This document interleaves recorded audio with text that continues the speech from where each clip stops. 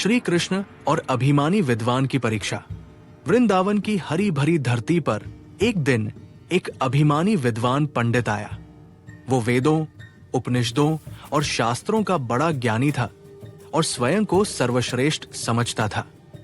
उसे श्री कृष्ण की चमत्कारी लीलाओं के बारे में सुनने को मिला था, लेकिन उसे विश्वास नहीं था कि एक ग्वाला इतना ज्ञानी और शक्तिशाली हो सकता है। वो श्री कृष्ण के पास गया और व्यंग्यपूर्ण स्वर में बोला, श्री कृष्ण, मैंने सुना है कि तू बड़ा चमत्कारी है, परंतु क्या तुझे शास्त्रों का असली ज्ञान भी है? ज्ञान ही असली शक्ति है, और यदि तू इतना महान है तो मेरी परीक्षा दे। श्री कृष्ण मंद मुस्कान के साथ बोले, पंडित जी, ज्ञान का अभिमान कई बार अज्ञान से भी अधिक खतरनाक होता है। क्यों न हम एक परीक्षा कर लें? पंडित गर्व से हंस पड़ा और सहमति में सिर हिलाया। तभी श्री कृष्ण ने अपनी मुरली उठाई और धीरे धीरे बजाने लगे। उनकी मुरली की ध्वनि ने अचानक पूरे वातावरण को बदल दिया। पंडित ने महसूस किया कि वो कहीं और पहुंच गया है, एक अजीब सी जगह जहां चारों ओर घना अंधकार था।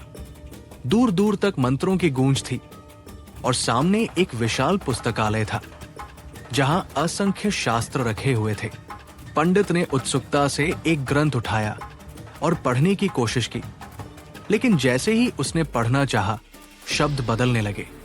वो दूसरा ग्रंथ खोलता तो वो भी बदल जाता। घबराकर वो इधर उधर देखने लगा। तभी एक वृद्ध संत प्रकट हुए, जिनकी आंखों में तेजस्वी प्रकाश था। संत बोले, वत्स, तुमने जीवन भर शास्त्र पढ़े, पर क्या उन्हें जिया भी? ज्ञान वही सार्थक है जो अहंकार को मिटा दे। पंडित स्तब्ध रह गया। उसने महसूस किया कि सारा जीवन उसने केवल शब्दों को याद किया था, पर उनके वास्तविक अर्थ को कभी आत्मसात नहीं किया। तभी श्री कृष्ण प्रकट हुए और बोले, यदि ज्ञान तुम्हें अभिमानी बना रहा है तो वो अज्ञान से भी अधिक घातक है। इतना सुनते ही पंडित के अभिमान का नाश हो गया। उसकी आंखों में आंसू आ गए और वह श्री कृष्ण के चरणों में गिर पड़ा। प्रभु, मैंने बहुत पढ़ा, पर आज जाना कि असली ज्ञान विनम्रता में है। मुझे क्षमा करें।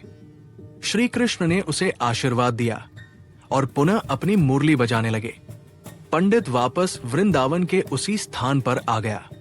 उसने अनुभव किया कि श्री कृष्ण की लीला मात्र चमत्कार नहीं, बल्कि जीवन का सबसे बड़ा सत्य थी। ज्ञान से बड़ा विनम्रता और भक्ति का भाव होता है। उस दिन के बाद वो विद्वान पंडित अहंकार छोड़कर श्री कृष्ण की भक्ति में लीन हो गया।